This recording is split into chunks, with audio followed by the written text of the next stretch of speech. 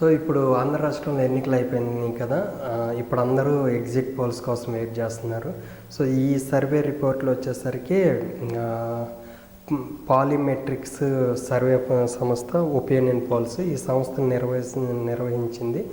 So ఈ survey report ప్రకారం వచ్చేసరికి వైఎస్ఆర్సీపీకి 51.5% ఓట్ షేర్ రాగా, టీడీపీతో పాటు కూటమికి కలిపి 43% ఓట్లు, కాంగ్రెస్కి 1% వచ్చిందని వివరించారు. అయితే దీని ప్రకారం చూసుకుంటే టోటల్ 175 సీట్లలో టఫ్ వచ్చేసరికి 23 ఇచ్చారు. టీడీపీ అలయన్స్, టీడీపీ కానీ జనసేన తర్వాత బీజేపీకి కలిపి 39 సీట్లు, వైఎస్ఆర్సీపీకి 113 సీట్లు వచ్చిందని చెప్పింది. సో క్లోజ్ కంటెస్టెంట్ అంటే టఫ్ వచ్చేసరికి 23 ఉన్నాయి. అవి మ్యాక్సిమం సీట్లు టీడీపీ అలయన్స్కి వేసుకున్నా కూడా ఈ సర్వే రిపోర్ట్ ప్రకారము వైఎస్ఆర్సీపీ 51.5% ఓట్ షేర్తో 113 సీట్లు వస్తాయని చెప్పేసి ఈ సర్వే సంస్థ అయితే ఇచ్చింది.